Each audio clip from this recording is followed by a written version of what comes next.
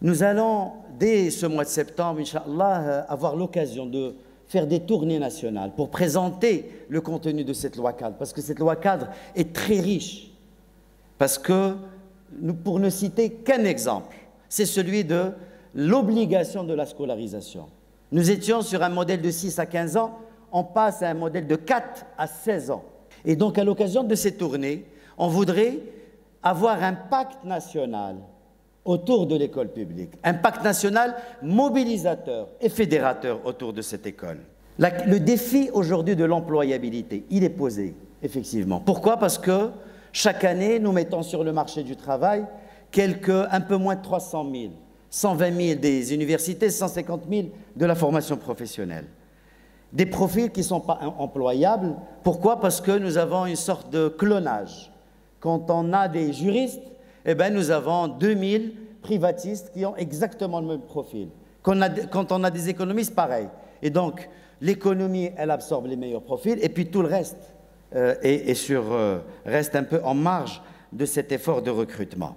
Et donc, le mot d'ordre qui est donné, c'est la professionnalisation de nos filières. Avant-hier, quand Sa Majesté a lancé officiellement la rentrée pédagogique 2019-2020, on a présenté devant Sa Majesté le nouveau modèle, la nouvelle architecture pédagogique qui démarrera l'année prochaine, qui est celle du bachelor. Ce bachelor, pourquoi on l'a imaginé? On l'a imaginé justement pour rafraîchir ces filières, les diversifier. Donc on va également finir avec ces filières mastodontes qui accueillent des 2000, des 3000 étudiants pour aller plus vers une diversification de ces filières-là.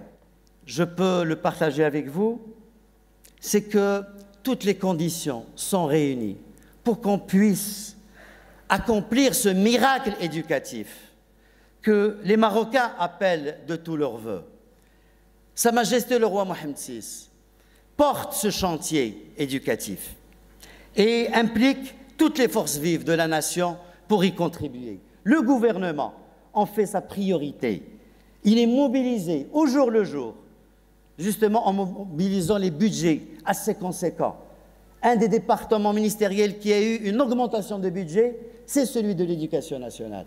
Parce que le gouvernement a compris que l'investissement dans l'éducation est un investissement important pour le pays. Autrement dit, nous devons tous être conscients qu'en matière d'éducation, c'est maintenant ou jamais. Et le dernier mot, c'est la mobilisation de tous pour gagner ce pari.